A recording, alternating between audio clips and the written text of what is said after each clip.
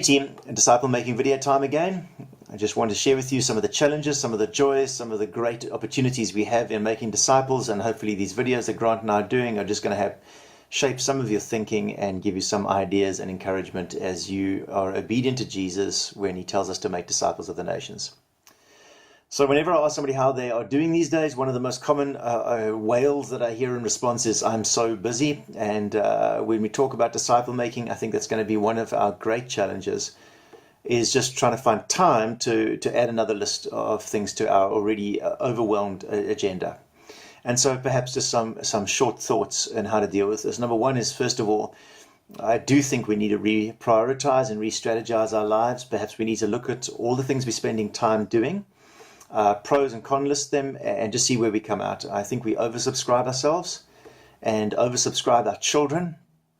And I'm convinced that we are at points pushing God to the very peripheries of our lives, not taking time to spend in the scriptures. We're not taking time to pray. We're not taking time to be still and to know that he is God. And so perhaps the first thing you need to do in dealing with busyness and disciple making is just to rethink some of the stuff that you are already doing. The second thing that I just want to encourage you about is that disciple making does not always have to take a huge amount of time. I'm convinced that half an hour a week spent investing into somebody can make a fundamental difference in that person's life as they learn what it is to follow Jesus. Simply spending some time over a cup of coffee and asking the right questions can really cause someone to think deeply about their lives, reflect more powerfully about the great love that Jesus has for them and the great opportunities they have to share the gospel with those around them. I don't think disciple making is meant to be many dozens of hours spent in each other's company. It is often a letter of encouragement or a deliberate time set aside on a regular basis where we can pour into someone's life.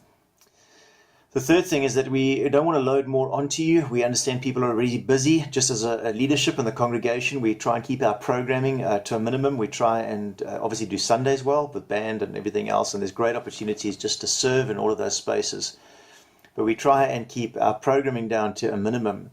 And so your only other thing that you should be doing church related in the week would be a life group, which is a great disciple making space where you should be nurturing each other as peers, encouraging those that are perhaps younger in the faith than you, and maybe yourself just being encouraged by those who are more mature in the faith.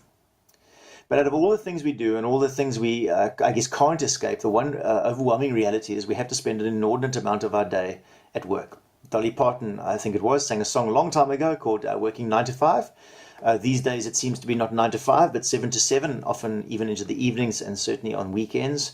And we have to find a way to work around that. And so what I want to challenge you with is to think of opportunities within the work environment to make disciples.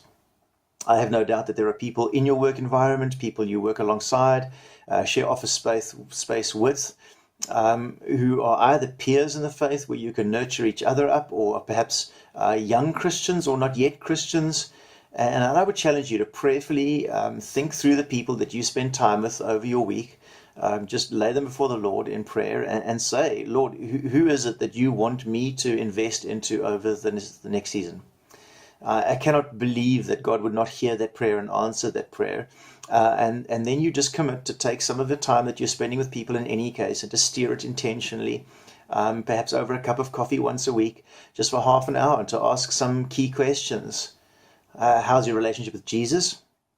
What's God saying to you out of the scriptures at the moment in this season? How can I help you be obedient to what God is teaching you out of the scriptures?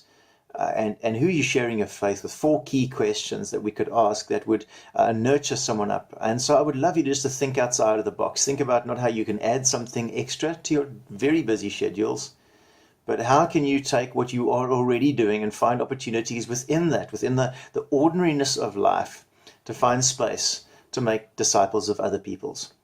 It may be that you're a mother who sits on the side of the sports field, and there maybe those are the places that you get to disciple people.